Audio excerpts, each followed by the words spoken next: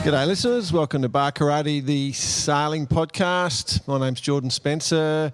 I am here to talk sailing this week with a couple of friends of mine.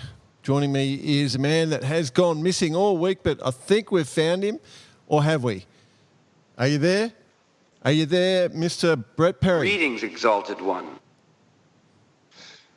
Yes, good evening, Barkaradians. I am here, and it is me. I have to say that as an Exalted One, it is fair to be allowed to wander off into the oblivion every now and again. That is my excuse, and that's how it stands. We had a hard week, and the communications was, it wasn't easy. Oh, well, but you had fun. That's all that matters. Look, we'll go into it in the next few minutes, but I can tell you what, the Hobart is always a fun place to come to, and maybe we'll go into it in a bit more detail after we've introduced old mate. All right, good work. Speaking of old mate, please, ladies and gentlemen, welcome our little mate, Nick Boyce. He had a voice that could make a wolverine purr. I see. Happy New Year's, men. Happy New Year's. Season 2.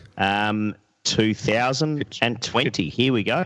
Who would have thought? It's true. Happy New Year to you all as well out there. Have speaking of which, got any New Year's resolutions, man? You idiots. Go on. Well, you go first. BP? No, you go first, Jay. Come on. Oh. Me? I don't do New Year's resolutions. I've got 1 year's resolution that's been put onto me by my wife. Make some money this year. Fair enough. Fair enough. I didn't think that was a New Year's resolution. I thought that was just a normality. But for me, it's look. I'm loving what I'm doing at the moment. I'm doing lots of sailing. I'm enjoying this bar karate stuff. I'm really hoping that bar karate can get to the next level. That's my goal, to keep pushing hard and having some fun times and bringing fun times to some listeners. How's that sound? Love it. Love the enthusiasm. Yeah, I'm just going to unroll my scroll here and read you mine. I'm just reading it. Here we go. I'm giving up drinking for a month. Hang on. Sorry. My punctuation's not quite right. I'm giving up drinking for a month. So you might not hear from me for the next month.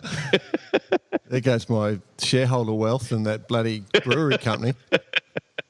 I thought we were going on a beer tasting tour. Yeah. No, absolutely. So, yeah, I'm giving up, full stop. Oh, you're giving up and then drinking for a month. Yeah, copy. Right. Right, yeah. Hey, gents, just quick one. Some sad news this week with the passing of Zane Gills. Zane was a man well known within sailing circles. I got to know him through the Volvo in the 11-12 race, and he's going to be a man that will be sadly missed. An Aussie was residing in the UK, in Leamington, and I'm sure Zane was flying the boxing kangaroo proudly at any given chance. And for those who knew Zane well, and for Zane's family, and especially Sarah, our heart goes out to you. And finally, just putting things in a little in perspective, when we lost Tom Hutch earlier, in 2019, Zane's remarks on Facebook were this: "It's amazing how things can change so quickly. You get carried away with your own thoughts and feelings that sometimes you forget how life can change in an instant. You need to remind yourself how lucky and fortunate we are to be able to do what we do and to live life to its fullest in this journey." So, Barkaradians, raise a jar for Zano. I know many of you listening would know Zane, and he's touched many people in the sailing world and around the world. So, condolences and raise a jar. Yeah. Okay. We also lost Michael Goff this week. Michael Goff, for those who don't know, he lived a full life into his 90s. He was a man that sort of contributed to the development of a lot of dinghy classes everyone sails these days. So quite a quiet achiever, but a major influence on everything we do these days. But Zane, very touching to have lost a mate. All right, after that, maybe it's time to move on to a bit of happier news. Our special guest. So today, we're going to have a chat to Harry Fisher. He's one of the principals behind Down Under Sail. Now, for those of you who don't know that, obviously we're Aussie-centric at the moment. We're getting a lot of sailing going on in Australia, and Down Under Sail is one of the teams that's doing a lot of coverage of events. So if you watched the Moth Worlds, you were watching some of the work of Down Under Sail. So welcome, Harry Fisher, to Barkarati. How are you, mate? Good to be here, boys. Barkarati, one of the, I guess it's an institution now in in sailing. It's great to be a part of it. Thanks for having me. Well, an institution that you actually helped create, Harry. So a tip of the hat, my man. Yeah. I think I still have the admin for the Twitter account, Bicey. So be careful what you say. No, absolutely. No, I was going to say, well, BP had the view that we're going to go straight to the top and we're going commercial television. But we're just, we've backed it off a couple of notches, but now we're getting all the legends of the sport on. So good to have you on board. It really is. Yeah. Great to be here. So Harry genuinely was there from day one, and was as we came up with the whole idea of Barkarati and everything. So we're pleased to have him. Harry, the first thing for those who watched the Moth Worlds, did you actually just play one race over and over again? Because I'll tell you what, I reckon we played two races. First one was recorded where Slingsby won by a country mile. And then the next one was when Slingsby joined us on the media boat commentating with Jody Shields. So it was pretty one-horse race. But I tell you what, that guy is an absolute weapon. And, the gear he's been able to put together with CSTs and Norths and the production work that he's done, it's just unbelievable stuff. And reward for effort, because for many years he's been breaking boats. But with the Exocet platform, he's set up a really, really great boat and a great sort of campaign, and did a lot of work in the lead up, and deserves it by a long way. So yeah. No, it was pretty funny watching it. I was just thinking, oh, poor Harry's doing all this work and it's the same thing over and over again. It's quite funny. Harry, you just rattled off a few pretty technical kind of names within the sport: Exocet, CST, Norsail, blah blah blah. And being the professional you are in your game, and what we're trying to do with Barkarati, which I've got to tell you, I've never studied sailing so much more in my life. But you guys, as professionals. Yeah, well, I've been hanging around with Mark Ablett for a little bit, boys, and he tends to speak pretty technically. And you know me, I'm the colourful one in the partnership, so I can sit there and carry on about, how quick my Sharpie's going. But the Moth Worlds really was a big learning curve for me, but also it's just awesome to see how these guys work around the boats and how technical they are, because, it's how they base all their social side of the class as well, is what gear is everyone running, who's made the gains, in the off season, and what's been working around the world. So, no, it's good. So you're not only behind the pen nor the camera or whatever it may be, but do you pick up for your own sailing? You're obviously a sailor yourself as well, but you pick up a lot of tips just in the way these guys prepare and all the interviews you do. Do you see any common themes coming through? Yeah, absolutely. I mean, for us and the nature of our business, I think obviously we try to bring a lot of colour and character to the sport.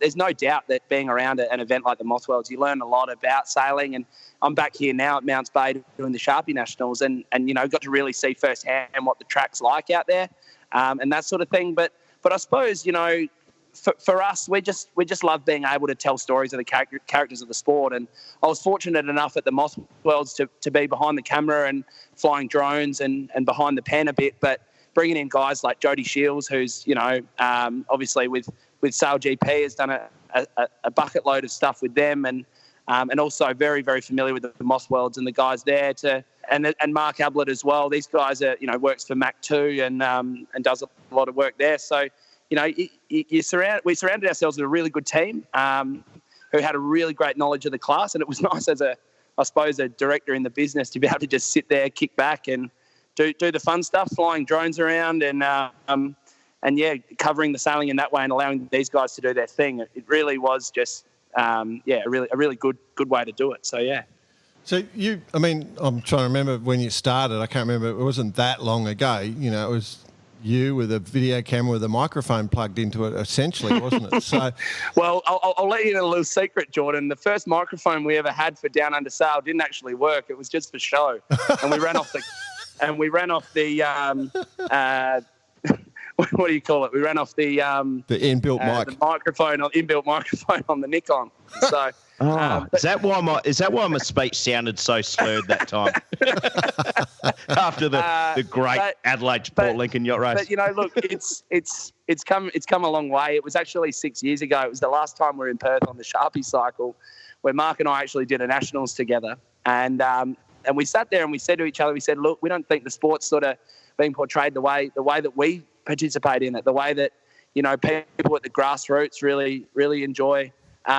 The way they do things, and essentially, for us, it was about creating a platform where we could, build something from there and honour those guys that are doing it in classes like the Sharpies, the 505s, the Fireballs, and that sort of thing, and give them a platform to really showcase what 99% of the sport does, and that's what essentially leads to the big stuff. So that's what we love. Yeah, here. Just for the overseas punters who are listening in, they're probably thinking, not too interested or don't know who it is. So you've done the Moths, which is a big deal.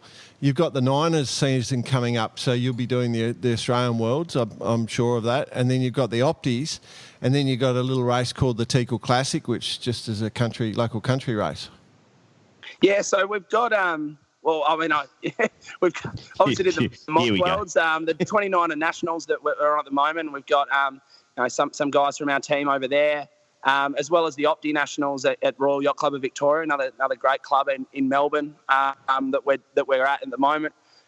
We've just started coverage of the Sabre Nationals up in Wallaroo in Country SA. Oh wow! And we'll be doing the Adelaide Sailing Club National Regatta, which they've dubbed, which has the mosquitoes, the fins, and the OK dinghies. And meanwhile, Mark and I are over here trying to get our Sharpies moving in the right direction. But the boys that we've put on in this team are just doing a stellar job, and it allows us to, they've believed in the vision and they're getting on board, and it's just been great. So yeah, there's a lot on. But then as we move into late January and February tends to be a busy time for us. We've got we're locked in with obviously Port Lincoln Yacht Club doing the Teakle Classic, but also the Goolwa Regatta Week, the lifestyle capital of South Australia, which we loved going down to the South Coast and getting around that. So, those are events that really represent what we're about, and about bringing stories to the mainstream of guys that are just, your everyday punters that absolutely love just getting on the water. So, yeah, some cracking events on the way. Certainly calendar's getting busier, but yeah, we're loving every minute of it. So, Sharpie Nationals have a tradition of being not only fun on the water but also off the water. So what do you and Abs do of a night time?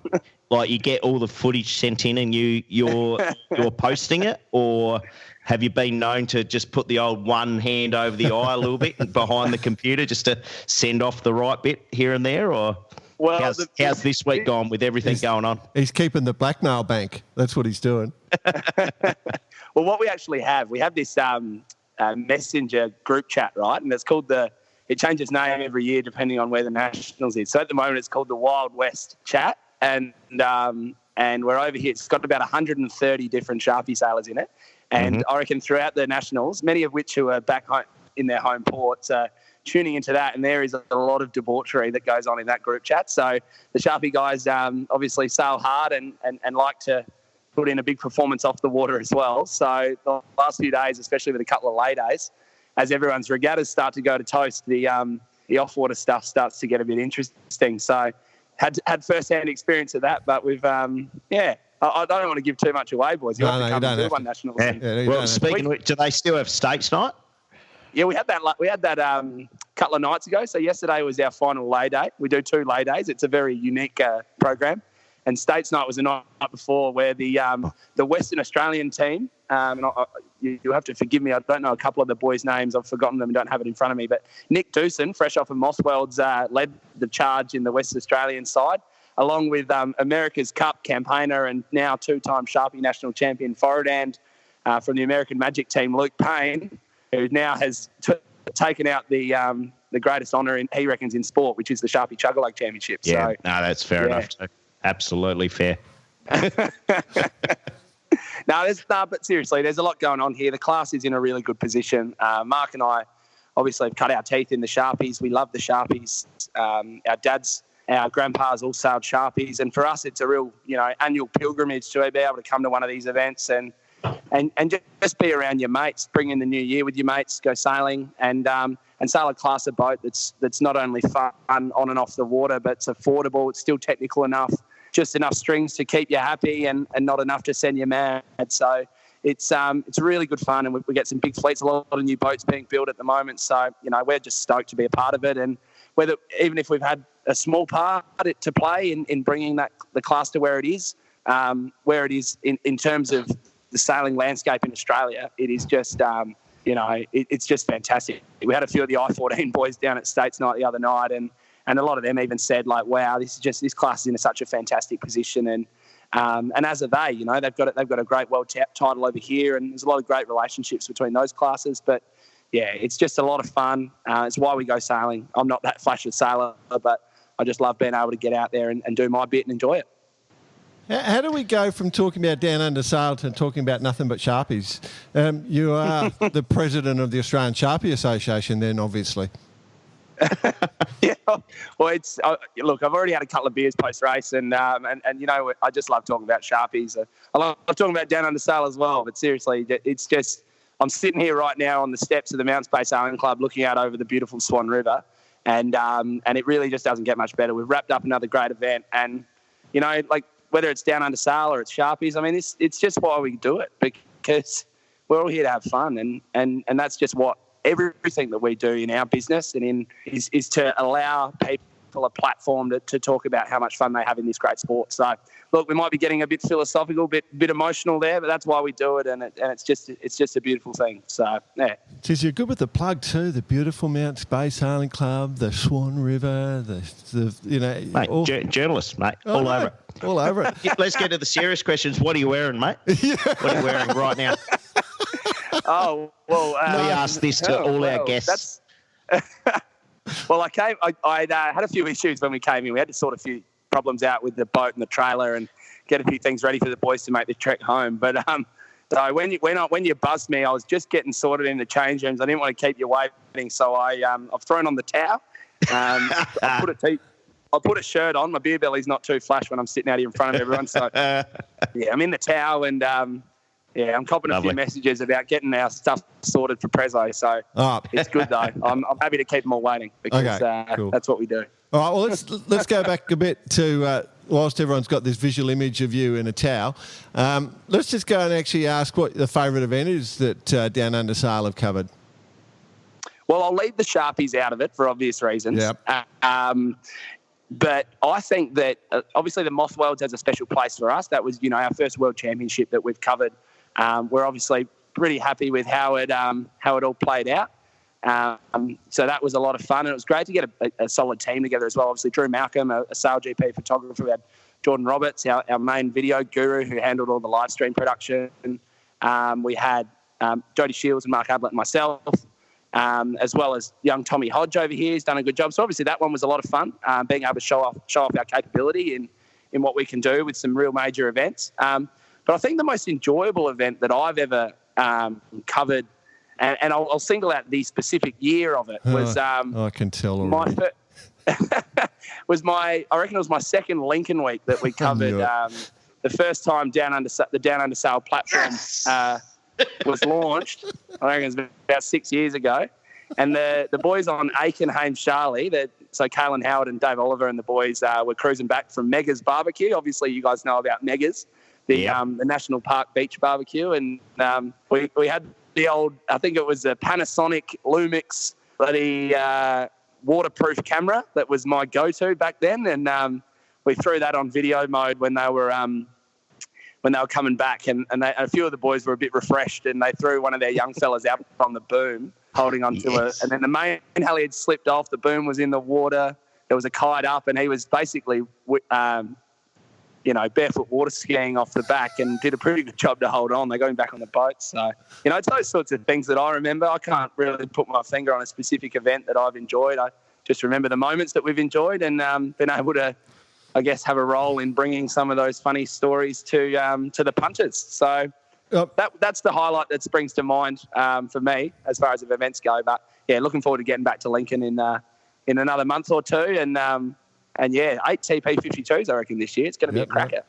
Just before we go on to that, though, obviously you have nothing on me because I'm a sweet, innocent bloke and I've never misbehaved. But have you got anything... Mate, I'll tell you what, though. Have you got anything... Harry's old man would have had a few things on you back in the day. He had leverage on everyone. He had leverage on anyone because I reckon he'd had more than a silly amount of alcohol with a lot of people. And back in the days of no phones... He could have, I reckon he would have had some stories on you, down. Jordan, so you be careful. All I'm saying is that I can't believe that Fish, your dad, and Pato, your brother-in-law's dad, I've had to carry both of those blokes home. What's that, sorry? I've had to carry both those blokes home. That's all I'm saying. There's no dirt on me. That's your job as a redhead, mate. You're going to do that sort of stuff. I'm just... You would have had a bit of trouble carrying Fish home in his prime. I know. That's my whole point. That's why I've got a broken back. Have you got the dirt on Bice? Have we got some footage on Bice that we can upload to Barkarati? All right, so I reckon I could go through the archives. We did a panel interview with Bicey at the Marina Hotel in Port Lincoln. And I'd have to go through the blooper reel, I reckon, to get something out of that. But there was Bicey had come off Secret Men's, right? They nearly broke the race record that year. I reckon they were about 30 seconds off it. And they were obviously in at about 3:30 in the morning. And we did the interview at about 11 a.m., I reckon. And I think Bicey had a quick nap. Mate. No sleeping. Eight pasties from Kempy's wife and about 200 beers and 38 Bloody Marys. So. And Frank the Tank, your brother-in-law, was charging around with his elbows out, and your lovely sister Rachel was probably keeping a safe distance from him. And but mate, you're a media superstar. You got in front of the camera, we turned it on, and you're right. It was one take, and it was very colourful. But yeah, well hydrated as we like to be after a long race. But yeah, I don't know. I reckon that's the best I could do for you, Jordan. If we have a look at that in the archives, we might be able to see what it was like. Save some effort. Just wait till the next one and just be ready. Yeah, 11 a.m. on Saturday, the 20th of February. Stand by. Standing by. Oh dear. Very cool. Very cool. So, what about any future plans, mate? With big events, anything coming up? Yeah, look, obviously we've had a big involvement with, when we started the SA Summer of Sail Festival a few years back. We've obviously got some work in the pipeline to help bring a lot of this stuff under the one umbrella. I mean, sailing can be such a disjointed sport at times, and we've got a whole range of classes off at different national championships. We've got kill boats, we've got dinghies, we've got sports boats, we've got a whole range of stuff. Foiling boats, round the world stuff, as you know, you blokes know, with the Volvo and everything like that, and the Olympics as well. So the sport can be so widely seen in so many ways, which is a great strength, but it can also be, from a promotional point of view, what we see as something that can be improved on. So for us, we're going to be looking to help recreate that model. I won't give too much away, but obviously for us it's about trying to bring classes together, work together, share resources, and use us as a bit of a platform, not just around event media, but event management and growth, because we know that when we go to great events, it makes us all want to participate again. And you see classes like the WASP and what RS have done over in Europe. I mean, manufacturer-run classes run great events because they have a genuine commercial interest in selling more boats. So, the circle turns around that way. And if we can do that with the great existing classes in Australia, and basically, whether it's Sharpies, Fireballs, 505s, Mosquito Cats, Skates. The Skates are over in Ceduna at the moment. They go there every few years. All these classes that if we put that under the one platform and help create a larger profile of sailing through that, it's not only going to help the sport grow and help create bigger events, but it's going to help bring in probably more government money, more commercial money, and that can only mean good things.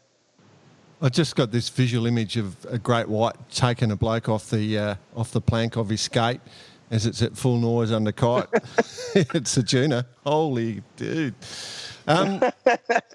What about a dream event to cover? What would be your dream event? Well, you ask anyone in sailing media what they'd love to cover, and they might tell you America's Cups and Volvo Ocean races. I think Bossy and I used to have a bit of a chat around, the idea of being an OBR on the Volvo, or the Ocean race, sorry. And, I think that'd be cool. I don't think I have the sea legs, to be honest, to sail on that sort of stuff, or the guts and determination. But I think for us, mate, it's about, it doesn't necessarily, I can't necessarily put a finger on what event it is, but it's an event that could be something really special in places like here in Perth, or, even in Melbourne. And they're such great, I guess, coliseums of sailing. You've got so many clubs in the area. I don't know. I have this vision of maybe putting every great amateur off the beach class in one state at one time, scheduling it right so that juniors and seniors don't overlap, having parents doing their stuff, their kids doing stuff a week later, and everyone just living the dream. Because, it's the best event in my eyes is the one that all your mates are at. So, full inclusion. Absolutely. Yeah, but with that being said, I reckon it'd be cool to be involved in some of these big events as well, and building some of these awesome grassroots stuff around those big events, and have a big festival of it all, and maybe a few bands and things like that. What do you reckon, boys? You get horses cranking at the after parties, and I reckon that'd be pretty good for me. Yeah, I think we're pretty much reading from the same script here, Harry. We might be able to help bringing you. fun back into yachting, and being involved in kind of, call it the serious side. Fun has never escaped yachting, but we do need to bring it back, and you guys are doing a fantastic job at that. So thanks, mate. Hats off. You even take Jody Shields, for example. That guy at the Moth Worlds would walk around to someone who's just had the absolute worst day. They've broken something, they're coming in, they got a 39th and then a broken, something on their boat, and he just comes in and he turns the colour to Nick of their Doosan? face back, And Nick Doosan was one of them, but at one point he asked Deuce, he goes, "What's happened here?" He had a broken mast stump or something, and he goes, "Well, as a structural engineer, it appears to have failed." and Jody and him just had a good laugh for about 2 minutes watching, I think it was actually Rome Kirby paddling his boat in after a breakage, and they go, "Well, at least he had a better day than him." So, but poor Rome, he had a bit of a tough regatta, but even Jody was able to get a smile out of him. And I think, at the end of the day, you're there with your mates, and these guys are pros, and they're there with their mates, and that's what was great about that event. So, yeah. I think actually most people we ask what's the best event or what's the best type of sailing you've done, and it's the same answer, just sailing with your mates, having a good time. That's true. Yeah. I mean, we even had I had that conversation with Luke Payne the other night. I mean, he's on a couple of weeks leave for the American Magic stuff as they get set for obviously the final stages of a big cup campaign, and he's a Perth boy. He's from East Freo, and he sails with PC, like Pete Chappell and Pete Nicholas on the Sharpie every 6 years, and just absolutely loves it. He goes, I asked him, I go, why do you, with all the sailing that you do, what makes you come to an event like this? It's not a pro event. You're not getting paid. You're just sailing around on these boats with, an old bloke like PC, and going like, what do you love about it? And he just says, well, at the end of the day, it's a pretty good place to be at this time of year, and it's the sort of sailing that, those guys aren't at work. They're just sailing and enjoying themselves. So, and he takes anything he can to get those 2 weeks to come back for that. And he unfortunately, they missed the last race today. He had to fly back, and luckily they'd stitched up with a race to spare. Yeah. And he'll miss Prezzo night, but he certainly made up for it on States night. The big fella was, he was in all sorts by the end of the night. I don't tell Dean Barker, but he was certainly pumped up. That's for sure. Oh dear. Awesome. I've got a one of the best, most important events in the world you could cover is the Barkarati Windsurfer Challenge, if that ever happens. What's that? Sorry, the bar karate windsurfer challenge. Yeah, we've got a challenge between Bicey, BP, and myself who could go fastest around the course on a windsurfer. But we probably won't bother trying to resolve that one. Another idea I've been workshopping that we haven't actually discussed yet, Bice, is we could actually hire a big boat for the America's Cup and just get punters to come on board. They'd have to pay tickets to cover the cost and fill it full of bar karate beer, and we just do a live commentary and people could just come on the boat and Harry could just sit there with his camera and film the whole thing. We could have the most fun America's Cup in history. That is sounds an like a plan. absolute bull tighter. 1, 2, we'll definitely lose money. 3, we're going to have some fun doing it. Oh, look, boys, you're a not-for-profit organisation anyway, aren't you? Exactly. Exactly. We're a for-loss organisation. We don't charge anyone anything, mate. Yeah. So we're hanging our hat on bar karate beer, mate. That's our saviour. That'll pay for the costs of running the show. Well, I hope it tastes good. Yeah, You want it to taste good. That's the critical. Yeah, that is critical, and that's hence why we're under such a it's quite a long and extensive tasting regime. That's right. To ensure that we get the right beer. So that's it. It could be a couple of years yet while we taste. The first few always taste good, and then you start to forget what it tastes like, and you got to wake up the next morning and have another go at it. So That's it. yeah, Cool. Awesome. All right, Cool. mate. I think you've got to go and do a bit of work. We know that, so we might call it quits there. Thanks for taking the time, hey, bud. no, Appreciate it, Harry. Loving what you do, and looking forward to seeing where this goes. It's good fun tuning in, and thanks for having me on. No worries. Cheers, mate. Love your work. Good work. So thank you there. So Harry Fisher, Down Under Sail, if you want to go and check it out, www.downundersail.com, and you can see all the coverage of those great events. All right.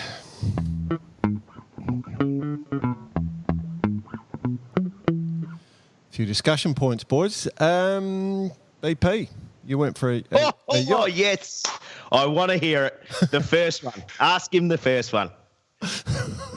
What, about the protest? The protest, yes. Hang on. I thought we could actually hear about the race. Can we just take a step back? Can we take a step back and actually say it's great to be back live with you guys again, doing these interviews in the bar and that. It's all good and well, but I tell you what, next year and for years to come, it has to be the three of us in the same place at one time. That way we can look after each other a little bit and make sure it happens. Was there any talk of bar karate down in Hobart? Mate, you've got no idea how popular we are. I mean, it's unbelievable. I get on the boat today to get ready to come home and meeting the crew, and I go, g'day, I'm BP.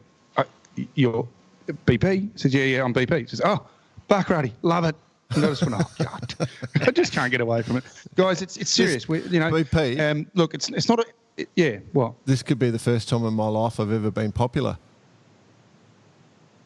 You're always with us, though. Fair enough. Yeah. Well, the thing is, once you get down here and you get into it, it's going to be, you're going to have to sort of get used to it. It's not easy. It was very similar to the windsurfing nationals. A few other pledges we've made. We'll definitely be in Hobart. Yeah, no doubt about it. And I think so. With Look, anyway, Lager next. Absolutely. Yeah. Everyone's talking, everyone's interested, and everyone's actually, you know what? Everyone's really proud of what we're doing, and because we're bringing look, it seems to be we're bringing just a bit of a laugh to it, and that's what's the important part. So that's the feedback I'm getting. Yeah, cool. That's good news. What about going sailing? Now, You should have heard how funny it was when you were missing. Not funny at all, boss. Come on.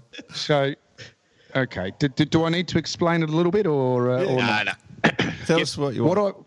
No, look, just quickly, what I can say is the Hobart is a very special race. In the build-up to the Hobart, for those who are planning on doing it, or for those who have done it, and for those who have done it for, 30, 40 times, I don't think it ever changes. The angst or the anxiety in the in the preparation and the build-up is it's massive. You start the race, and it's often said that the two best things in this race is the start and the finish. But the key is you get out there, you get out the heads, and then the world just shuts off, and you go sailing. And it doesn't matter what conditions they are, you get out there and you do it. You cross the finish line, and it's like the whole world just rises off your shoulder. And then when you get on the dock, Bicey will relate to this. When you get on the dock, the first thing that happens is the local people come down. They bring some beer, and you have a beer, and then you have another beer, and then it's a celebration, a release of pressure, and it goes from there. And it's the week that entails is something that not only people who want to do the race because of the race, but the actual week that entails is wonderful. It's a well worth experience. Well, let's get on to the fact that you guys did a pretty awesome job. Like, you were right there in with a chance of winning the race, ended up third, and then you ended up sixth. It must have been, you're a switched on sailor, must have been a really complex rule protest. What was it?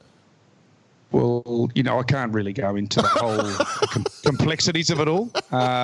Was it a port start? I can't. Well, yeah, that was the protest. I can say that we've taken it, as professionals would take it.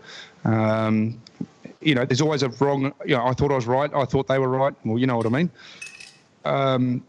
And unfortunately, it wasn't seen that way. And look, it's one of those things. And we put everything into every centimetre of that race, and I think it's shown on the tracker how close it is with these boats. Yeah. I mean, in those conditions, in those conditions, the TP52s were shining. There's no issues there. But to end up third in that fleet, for me, was a very proud moment. I'm still third in my own little space. Because ultimately, as a pit man slash trimmer, you're not really involved in those decisions. But in saying that, I backed up the decision 100% as well, and so I'm with my side. Obviously, Quest is with their side. But congratulations to them and to everyone who sailed the race. I mean, it's not easy, but we were very happy with how we sailed. Yeah, good work. No, so you should be. You bloody sailed very well. We kept, obviously, myself and Jay kept a close eye on everything. Yep. Especially the TP fleet. So, you should be, everyone on board should be very proud. Or actually, all the TP fleet for that matter. So, congratulations. Yep. So, yeah, look. BP was sailing on Envy Scooters, for those who don't remember. So, on Envy Scooters, Barry Cunio's boat from Royal Queensland. And I'd like to pass out a special thanks to Barry and the team. Wonderful effort. It's always coming in from Queensland to do the race. Very very well prepared boat. Fantastic bunch of guys, and so thank you. There you go. I reckon I'd like to get Barry on the show one day. I really would. I'm interested in all the stuff that goes behind the scenes. Yeah, he's a great man. He's got some great stories, so I'm sure we could organise that. So, do you want to talk about the race a little bit? Yeah, yep. Hit us. Any insights? Well, look, as always, the start is as you know, it's super exhilarating. The spectators and the helicopters and all that sort of stuff. It's very exciting, and it's very easy to get sort of to get surrounded by it all. Once the gun goes, you're just racing a yacht, right?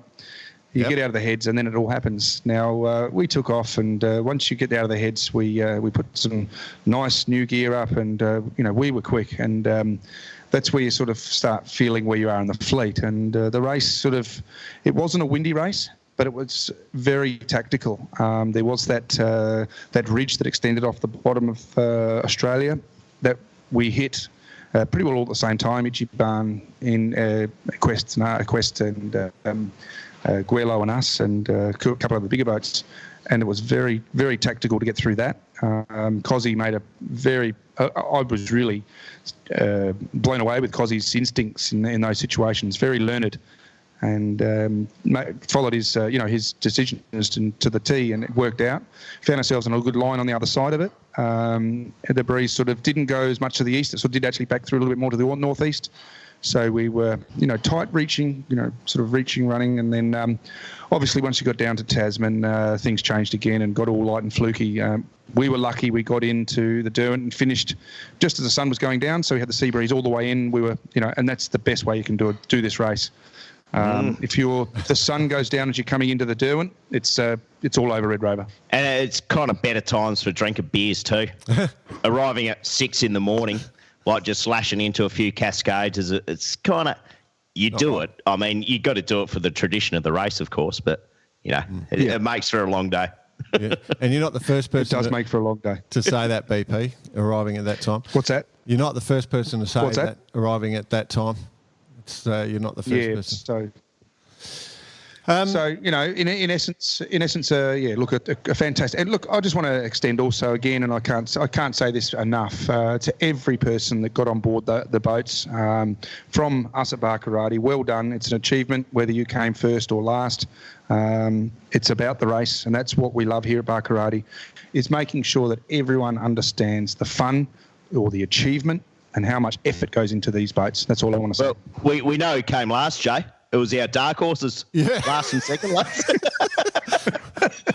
Well, I had a good mate on one of those boats, Paul Eldred. I might get him on. He's worth a chat for Barkarati one day, so we'll get him on and have a chat about it, because he's an avid listener. The start of the Ginga Challenge is going well. Yeah.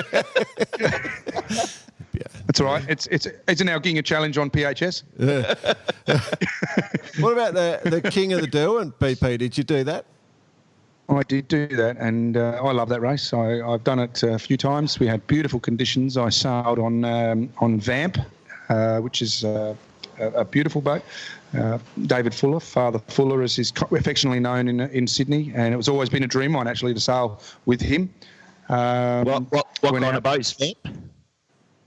Now you got me. Is it a Corby 49? Oh, yeah. Corby. Copy. I'm not 100% sure, so don't hold me on that one. I just Corby that.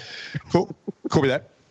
So Jamie Wilmot on the helm, and Father Fuller and a bunch of guys. It was sort of a bit intimidating when I first got on the boat, because it was sort of like we hadn't sailed with each other together before, and it was 20 knots solid. But put the big symmetrical masthead up and blasted down the track. It was great fun. Had a good time. Obviously, Zen got out and won that race and got crowned.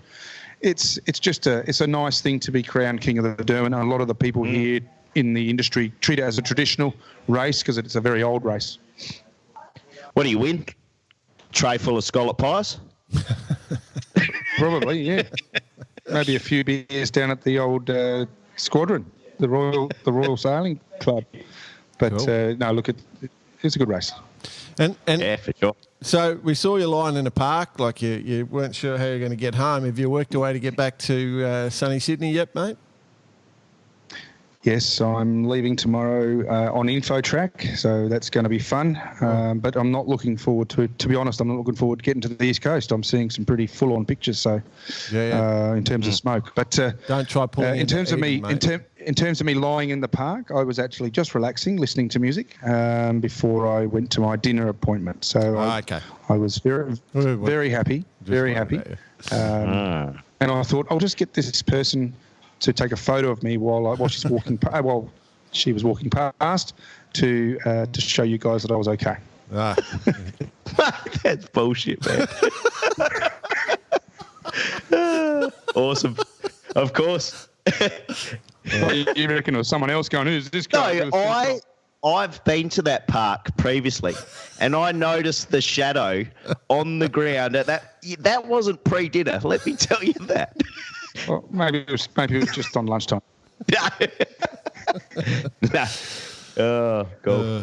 Hobart, how good's Hobart though? Like just the welcoming of all the locals, and they just take you in, and fantastic. Again, I'm so excited about the race. As an Australian, I pump the race. The race is wonderful. There's a lot of good things going on, but Hobart's also wonderful. Customs House, we all know Customs. It's a tradition when you get in. It's the grotty yachty scene. But I'm up here in the Shipwright Arms Hotel now, where the Quiet Little Drink actually on New Year's Day celebrated its 50th anniversary. And there you go. There you go. Yep. And so when you're standing at this bar and you're thinking about all of the people that have done the race over the last 50 years, coming here to an organised function on the 1st of January, it's 50 years. And so that, again, I pump it again. Shipwright Arms, it has great food, and that's what it's all about. Tasmania is a wonderful. Was anyone rolling the old FDU, the Foredeck Union T-shirts? Remember those back in the day? Yeah. There was a couple, yes. There was a couple floating around, and I did have a laugh. The FDU T-shirts, there's some funny ones. So, there was one walking up and down the dock, actually, the other day, and I just had a bit of a giggle to myself. Hopefully the bar karate T-shirt becomes as popular. BP? Well, just tell Bradshaw he's not allowed to wear his FDU T-shirt anymore. Now he's a navigator, so... Yeah. BP, are you actually paying for your drinks there, mate? Because the Shipwright Arms have got quite a few mentions so far. Have you negotiated a deal that we're not in on, or what? Oh, what? Yeah, what's going on here? Yeah. No. I'm paving the way for next year, boys. Oh, do you want a packet of chips with that, sir? Oh, that's me. Paving the way for next year. Cool. Yeah. When you come down next year, you'll be stoked to see what's going on. Yeah, we'll have these T-shirts with brands all over them that we have to wear by us here, just so BP gets his free drinks. Speaking of which, I've been working on your new logo. Oh, good. Bar karate logo. Yeah. Good work. It's going to be good. Good work. Oh. That's young Nick Jewson calling in. Copy. Yeah.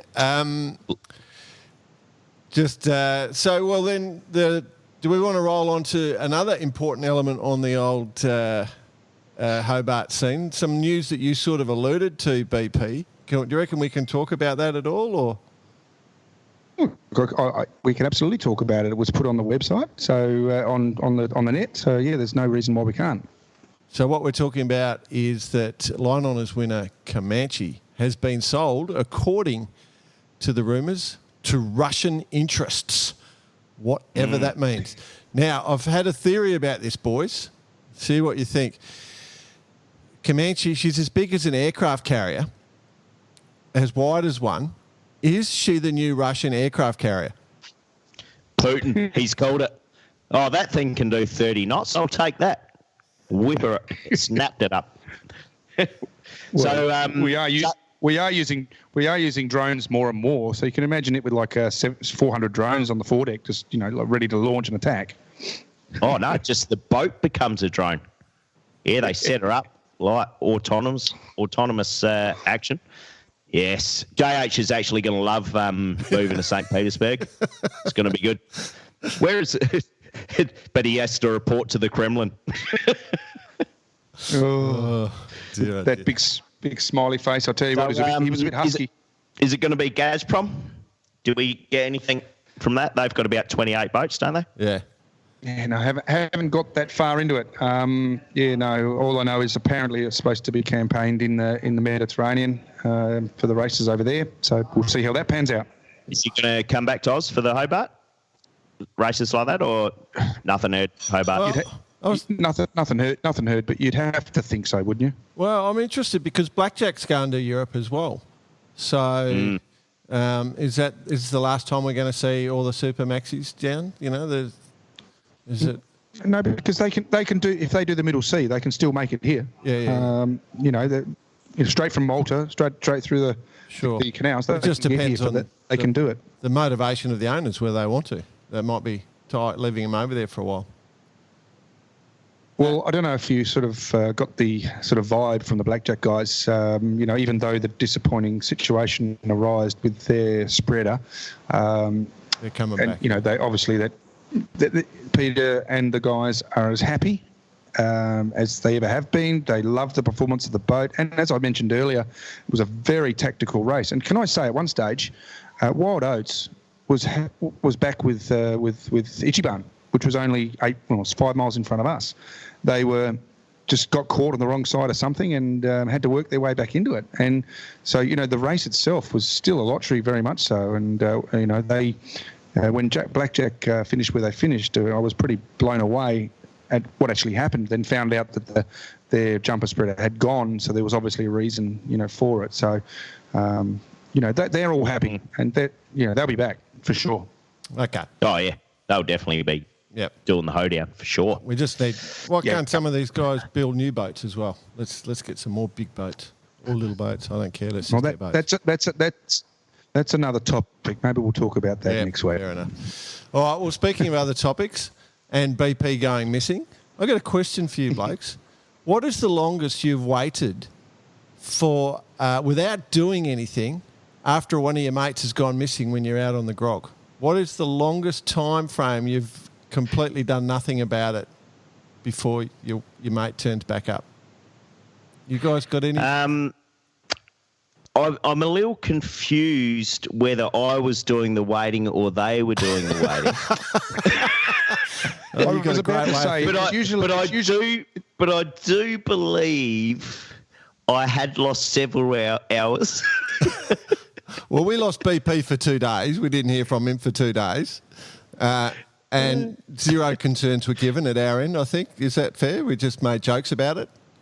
No, we knew he was in good hands being in Hobart. We knew he'd been spotted. Yep. We had our spies out. Well, Will Oxley passed on some information in one of the podcasts. So. Oh, yeah, that was in the podcast, not to mention our other spies we had out. Yep. But as a legitimate answer to your question, Jordan, I maybe grew up in different times to yourself. I was always looking out for my mates.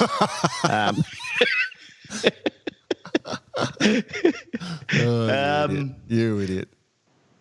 But I cannot confirm nor deny anything related to my memory loss. Allegedly. As for me, in those situations, it's usually it's a group of people that are involved in some sort of celebration. So we all look after each other. And the answer to the question is can't remember. Can't remember. But prior to giving us your experience, Jay, I did hear a story the other day from Coxie, of course, of which many people who listen would know Coxie, and they have exited a pub on the North Shore, and one of their mates, a very well-known sailor, I won't mention his name, had probably had a few too many. And that day, the landscapers had come around to the local park and just put some new mulch in place. So they buried him, all jumped on the bus down to the Stain or wherever it was in Manly, and then on the way home just went and picked him up and kept him under. Buried him. Pulled him out of the mulch and called it good. Oh, Jesus! Don't drink, kids. Just don't drink. Oh dear. Right. Well, I asked because back in my post-university days, I was sharing a house with Munda and Batman, actual real names, and it was my birthday. They found out on the day and said, "Oh, let's go down and have a little bit of a celebration at the local wineries down the coast at McLaren Vale." Did that. Turned out to be a huge weekend at McLaren Vale in October. There was bands on everywhere and all sorts of stuff going on. So we ended up having quite the wine festival. Is that what it is? we ended up having quite a large day. Yeah. And then we got a car to pick us up, and it was going to take us home. And we give Munda the look, "Are you coming?" And he's just waved us off. So I go, "All right." And so we jumped in the car and head home. 3 days later, we're having a barbecue on the front deck, and Munda rolls. Anyone seen Munda? He rolls in, same clothes, everything. 3 days, just sits down, picks up a beer and says, "What's for dinner?" Munda's had a blinder. Munda got minted. Oh, dear. Got a lot of respect. Never worried. Bet there's no stories after that one.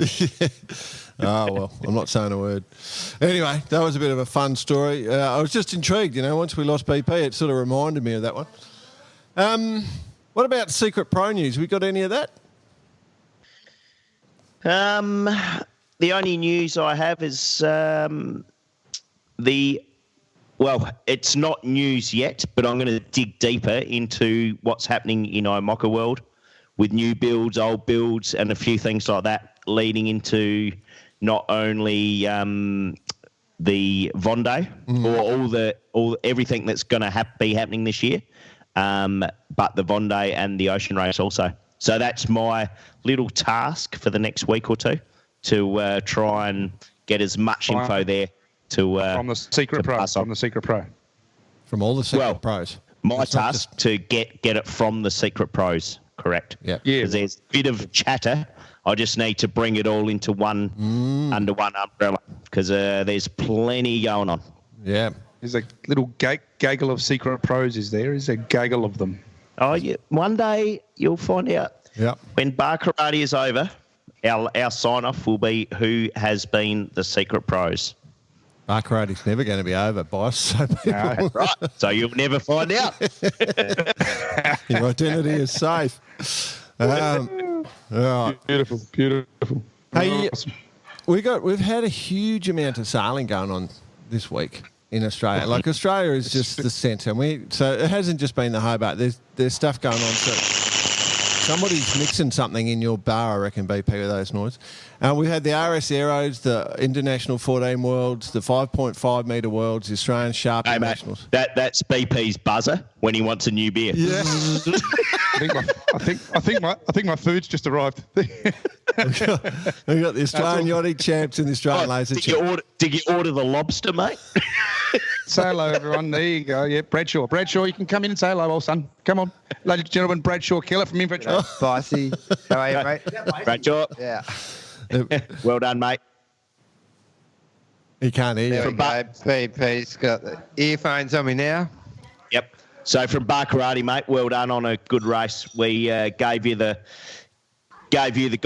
gold medal for the race. We thought. Yeah, on ground. thanks, Bossy. It Fantastic was effort. pretty good effort by the whole team. And we stuck to our guns, did our game plan, and paid off. Well done, mate. And Thanks, mate.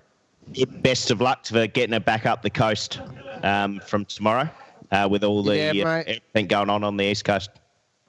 We're going to be heading off tomorrow morning and hopefully avoid some smoke and get in nice and safely, pack her up and heading off to Antigua for the next fun and games. So Beautiful. I'll see you soon. Absolutely. Cheers, mate. All right. Yep. So Bradshaw Kellett, for those who didn't know who that was, went from bow to navigator, and he was on InfoTrack from memory. Yep. There you go. A bit of a surprise visit. So well, as it is, we're having a bit of a crew dinner, so it's all good. Keep rolling along though. Happy here.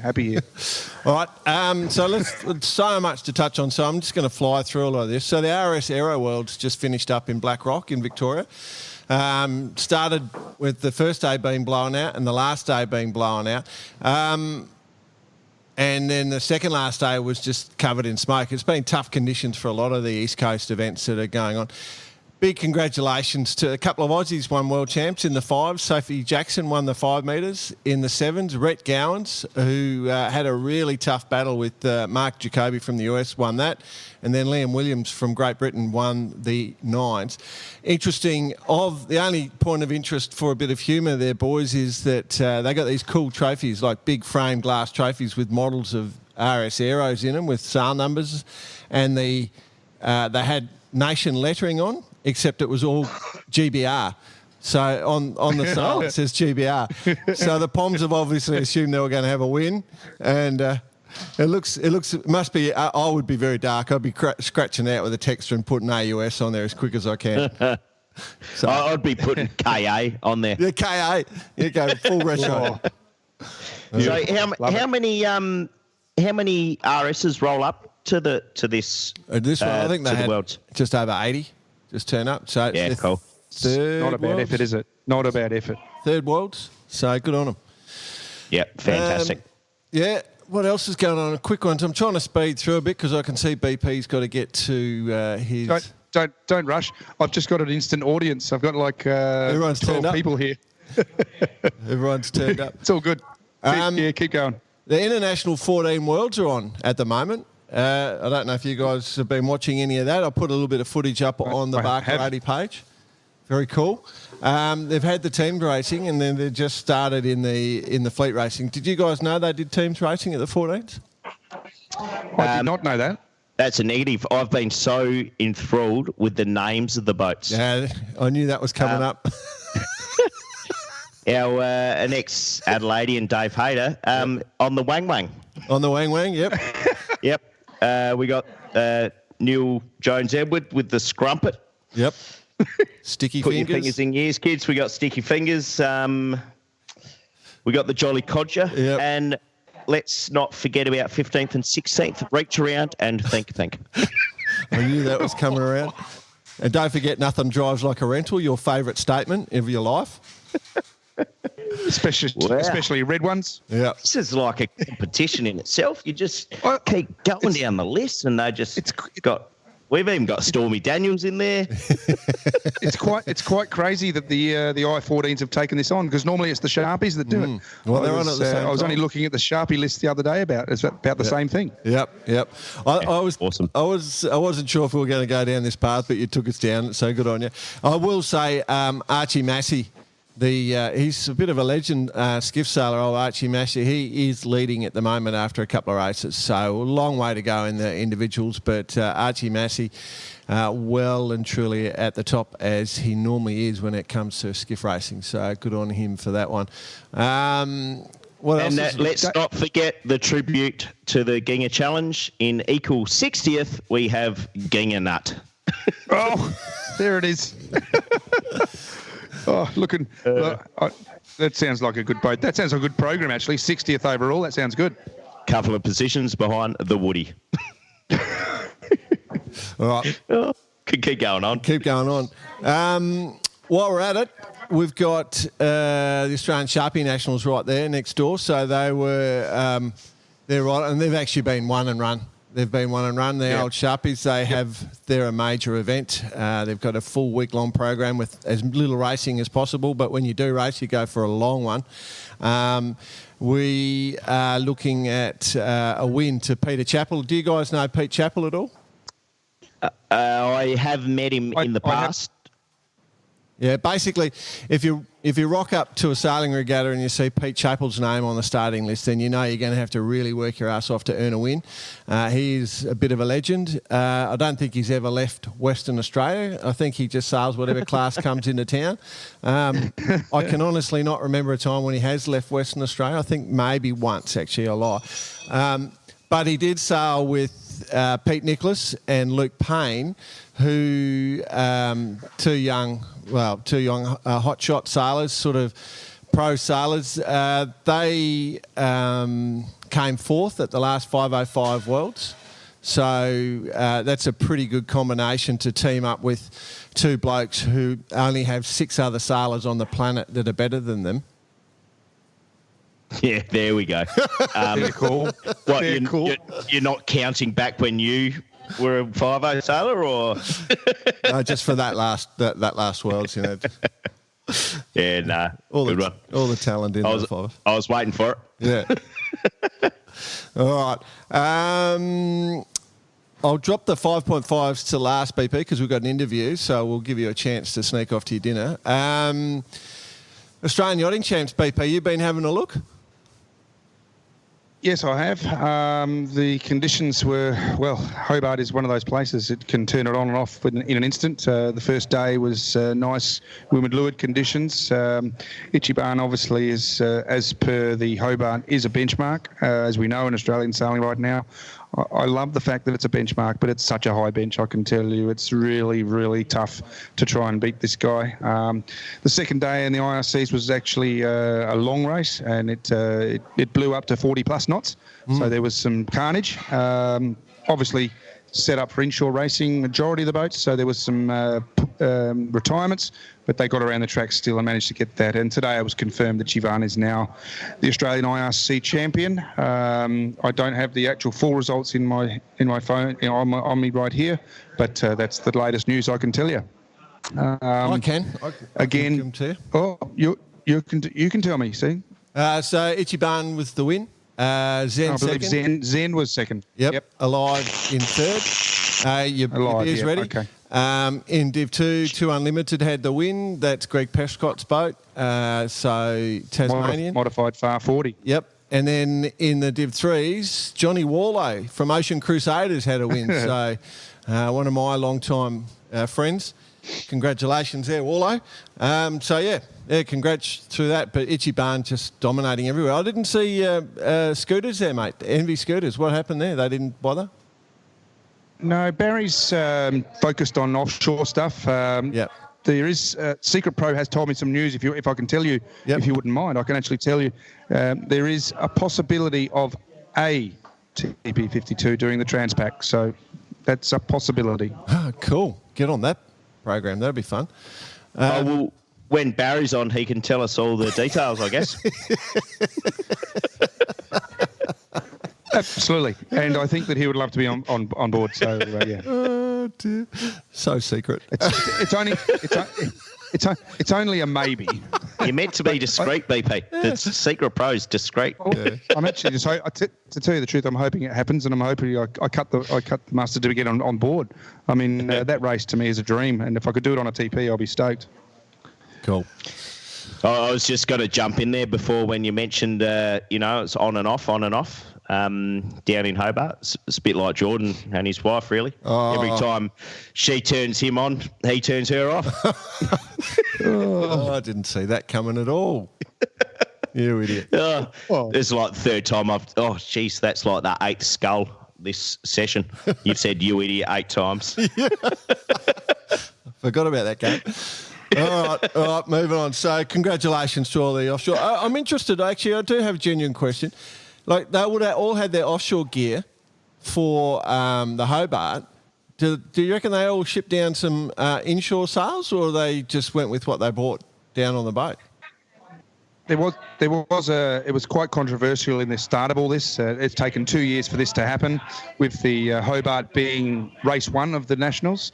And as far as I'm aware, there was a provisional, amendment that life rafts and things like that could come off, but the sails that they sailed down with had to sail on the boat. As far as I'm aware, I don't know the ins and outs of it, but maybe we should look into it and find out exactly. But I know that there was not some, you couldn't fully reconfigure as such. There was definitely one boat that pulled out on the long race that only had one set of reefs in its main, and couldn't reef down beyond one reef, and it went ahead. I think that the mainsails sails could be changed and sort of stuff, but I don't exactly know I haven't looked into it. I wasn't involved in the regatta, so I didn't actually get too much into it. Okay, no worries. All right, quick note on the we'll go to the Laser Nationals before we go to the 5.5 Worlds. Australian champs are on, and there's an interesting name missing from the standard fleet, gentlemen. Have you noticed? Yes. Who have you I noticed missing?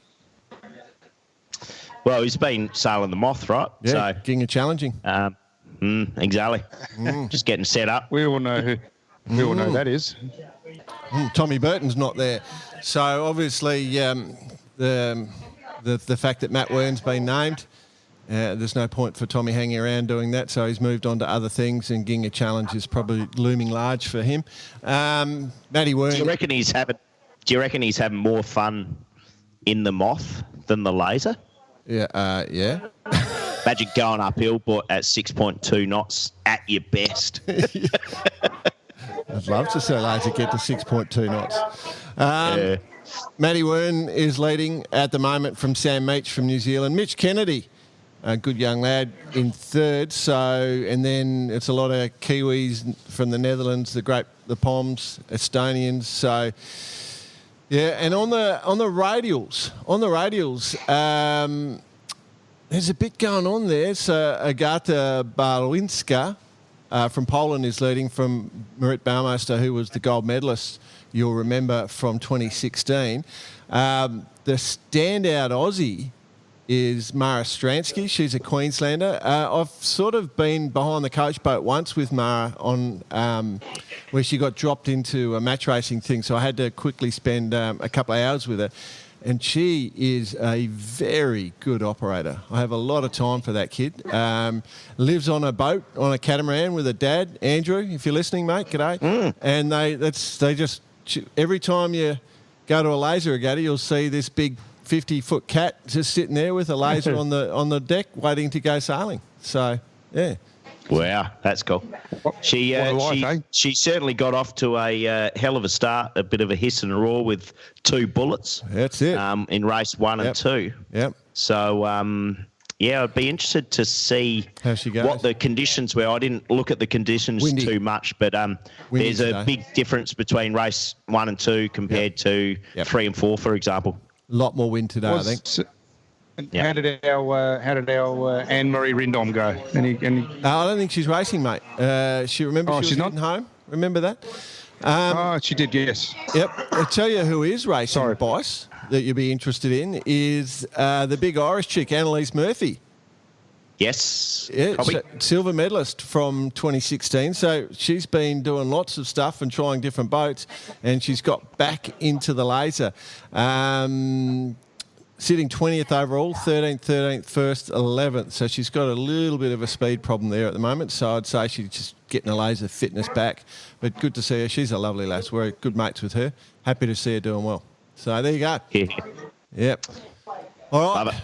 5.5 world champs. Gentlemen, have you been looking? I've been admiring. Not just looking. Yep. Admiring. I have to say, no, I haven't been looking. I've been a bit busy with the Hobart program. Yeah, no, we understand entirely, bud. I understand entirely. So the way it works is they've got sort of pre-events, because they've got, the boats have been around for so long that there's different sort of generations of them. So they have the Worlds start next week on the 9th. But they have the Alfred's Gold Cup for the moderns, and they have the Royal Clad Cask for the classics, and then the Hunko Evolution Cup for the evolution boats. And then there's the Scandinavian. So the Scandinavians for the outright potential winners. So they're doing that as a sort of their build-up regatta, and they're racing their own groups, and then next week it'll be all the worlds together. So, and they're at Royal Prince Alfred Yacht Club. And, they've got them all lined up, and it's quite the thing. I've actually was trying to find you two blokes during the week because I got a chance to chat to the Evolution World Champion from last year, who it's his home club, John Bacon, and I've got a recording there. So is it Kevin's brother? Yeah, that's it. Kevin's brother. So you guys happy for me to roll with that little interview? Yeah, it's good. Good. All right. So let's just cross over to just me and John Bacon talking, the two good-looking blokes. G'day, John. How you going, mate? Good, Jordan. How are you going? Good. Thanks for joining us on Bar Karate. We just really wanted to have a chat about the 5.5 metre class Worlds, which are happening 2020, which is they start, the Worlds are 9th to 13th of January from what I understand, and then the lead-up event, which is the Scandinavian Gold Cup, is starting on the 3rd. Is that correct? Yeah, Scandinavian Gold Cup starts on Saturday. Yeah. And for those that didn't get selected, because it's a country representation, the other cup races start on Sunday.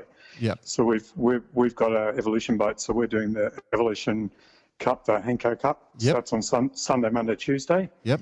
And we get a day off, and then we roll into the Worlds. And you roll into the Worlds. So it's at Royal Prince Alfred Yacht Club, so up on Pittwater in Sydney. For those who don't know, the 5.5, I mean, I love them. They're the most beautiful looking boats. Just want to give us some sort of explanation of what people would see in terms of size and stuff?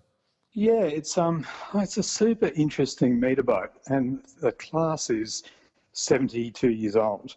And so we've got boats in this Worlds that are 60 years old, and we've got boats that are brand new, like completely brand new out of the mould. Yep. And they look incredibly different, even though they're all working to the 5.5 metre rule. Yeah. And so, it's a class that's developed over 70 years, and the speed has come with the new designs.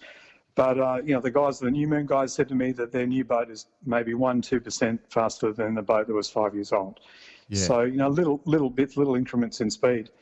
And then the other good thing about them is that they've been divisionalised, and so the boats up to 1970 are competing. The boats then up to 1994 are in another division. Then the modern boats are past 94. So that's the Alfred's Cup, Gold Cup, the Royal Card Classic Cup, and the Henko Evolution Cup. Is that right? Yeah, exactly. So the Henko Evolution Cup, we went to the Worlds over in Finland last year now, and we've got an Evolution boat which was manufactured in '93, so it's 25 years old, and we were lucky to take out the Henko Evolution Cup. Yeah. And we're defending that come Sunday. On your home waters, mate. Home waters.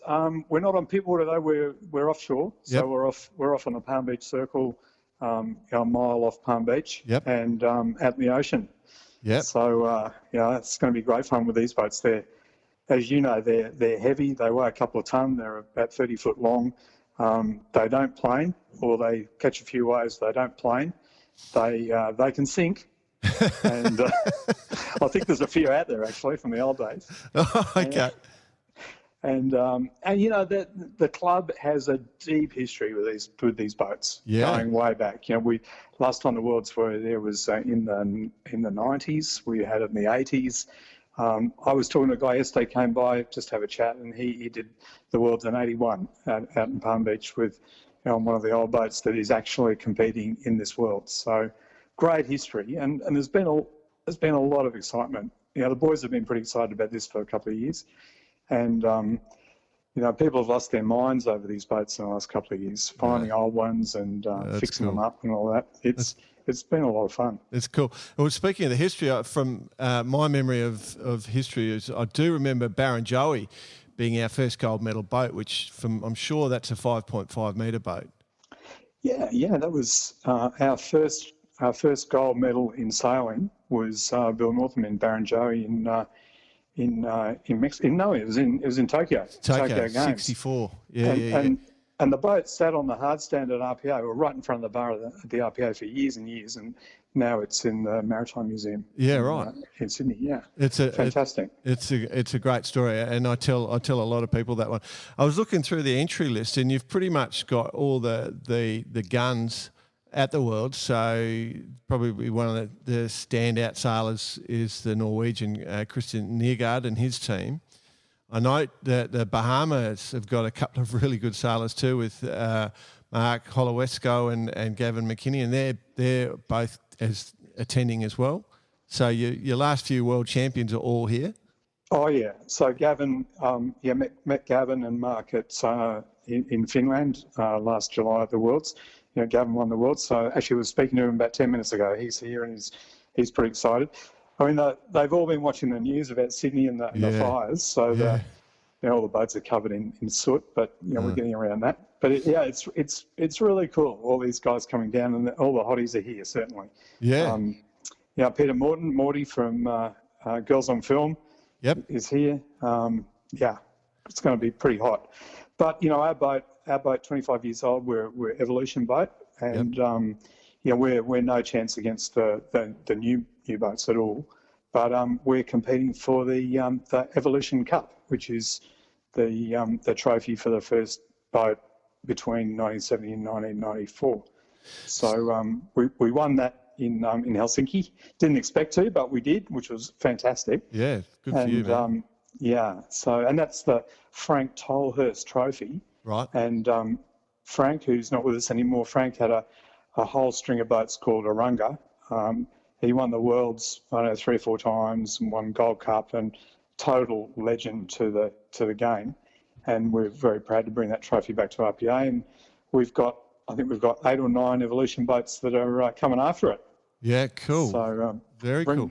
Bring that on. Bring that on. You're not one thing I love about you, John, is you're not scared to. You got no ego. Like you go into the hardest events. You go into the one design classes, and race there. You're not buying the fastest boat, but you go and buy the boat that everyone else has got to. That's what I have a lot of respect for doing that, because you've done the. You got the MC38. You've done this with the 5.5s. I've even seen you in the RS Aeros. So you've got no fear. You just love your sailing, don't you? Yeah. I'm loving every bit of it. And I mean, this isn't probably like me. You wouldn't have picked me to go into a 5.5 because, I've done a little bit of foiling and we've got the MC, and I was going reasonably well with the Melgus 20. We were doing a bit of work with that and creeping up the ladder, and that's right. Did 3 worlds in a row, and they're quick little boats. Yep. But I just jumped on board one of the old 5.5s and just love affair. And also a bit of fear of missing out. The boys are all getting excited about having a Worlds I love Worlds, and it was let's have a go at it. But I think I'm in this. We've just bought a modern boat, which is only about 3 or 4 years old, and we've got that in Europe, and we're going to go back and have another go. So cool. It's not going to finish with this, and I'll leave the Evolution here for club racing. But John, they're great boats. They're intoxicating to race. Yeah. It's old school, and poles and symmetrical spinnakers, but yet the technology's there. I'm sitting at the sail makers right now waiting for my jib to have a little bit of work on it, and these are all really, really cutting edge sails that we're using as well on these old boats, and it's making a difference. Beautiful technology into something that's 72 years old. The other thing with boats like these is that being a sort of a pretty cool looking keelboat, that with this sort of close racing, if you make a mistake, you can't get it back by finding acceleration or anything. You just got to be on it the whole time, and I think that's one of the real attractions to it. Like you cannot, like in a dinghy, you can sort of find a gap, but with this sort of keelboat racing, like the 5.5s, you make one mistake and that goes into the bank. You can't get rid of it out of the bank, so you just got to minimise those problems, and it's high pressure the whole time. I love it. Yeah, you're spot on. One thing that really surprises me is, guys that race these kind of boats, it's no surprise, but on the Melgus 20, if you overlay a top mark, you just put the bow down and go real quick. Yep. If you overdo, if you put the bow down on these things, they just go the same speed. Exactly. So you overlay top mark and you just, it's killed you. It kills you. 10 boats just get inside you. Exactly. It's tricky, and I love it. I'm learning heaps about sailing from these boats. It's amazing. Cool. And I've got a great team sailing with James Major and Terry Wetton, both really good actual sailors. We've been doing this for a couple of years together. We kind of, 3 of us committed, and didn't expect it to go this far, and we're having a ball together. Really cool. Great. Yeah. And your boat's called Karingai.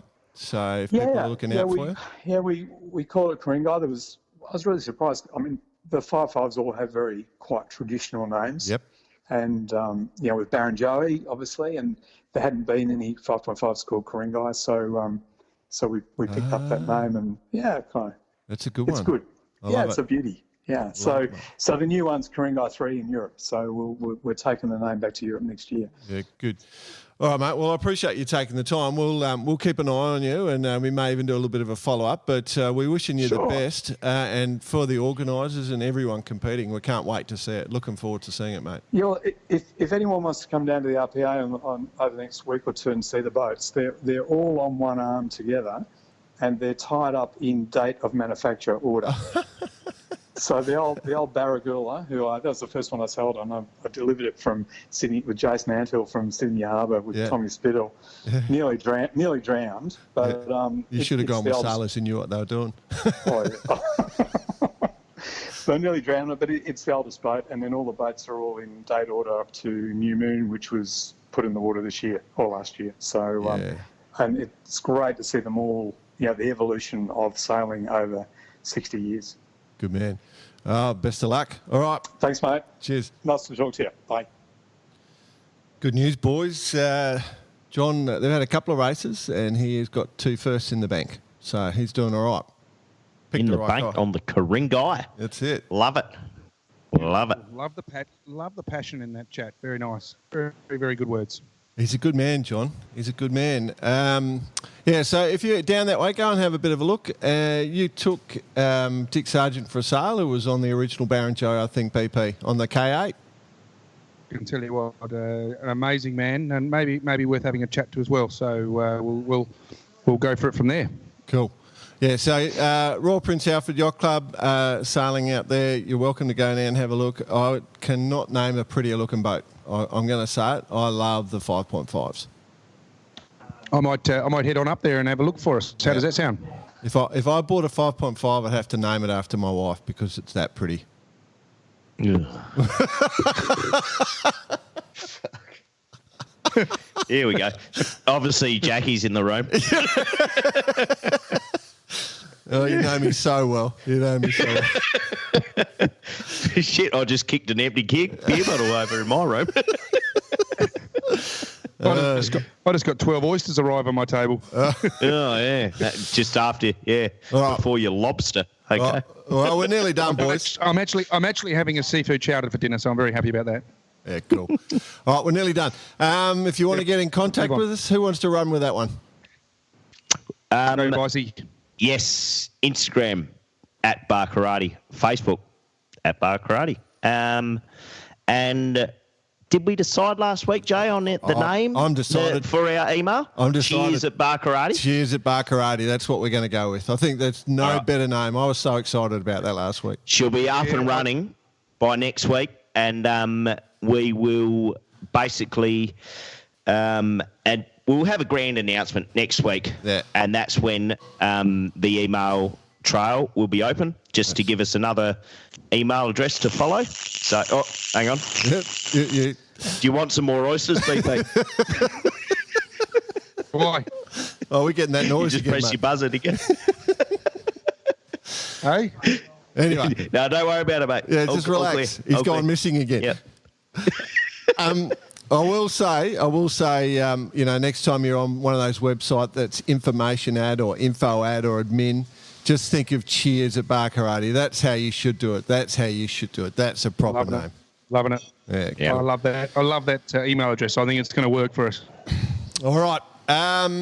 At this stage, I want to say thanks to Harry Fisher for all the information and his team at Down Under Sail. We love those blokes, so we're happy to have a bit of a chat to them. Thanks for Johnny Bacon for coming on for an interview. Best of luck at the Worlds, mate. Best of luck to everyone we know who's doing World Champs at the moment. We got a quiz question to answer, gentlemen. Shall we roll into the quiz question? Because I asked this one specifically based around the timing of being in Hobart, everyone being in Hobart. And the question was... There is some funny responses in real world, I can tell you.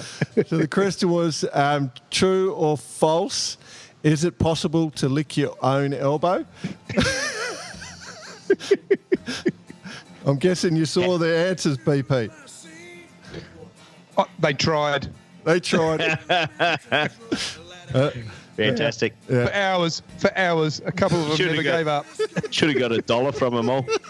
$1 a lick. Of course it's false. It is false. Oh, dear. Made me laugh just thinking about it. Hey, now, because we're educators as well as humorists, true or false this week, we know that if you're in a survival situation and you drink seawater, it would rapidly dehydrate you and soon lead to your death. Okay. However, the question is, I'm stating that you would survive if you ate frozen seawater. So, that's my statement. Is it true or is it false? Would you survive if you ate frozen seawater? I like the educational thing behind this. We can't always be funny. Do you eat or suck? That's it. Oh, you suck it. But, yeah. I'll answer next week, so have a think. And just do not go and drink seawater if you're a moron and you're out there. Do not go and do that, all right? Trust me, that's not healthy for you. All right, thanks, boys. Cheers, man. Thanks. Love your work. Have a good trip, BP. Great to be back, and I'll keep you posted. I'll catch up with you soon. See you all next week. Be safe, BP. Cheers.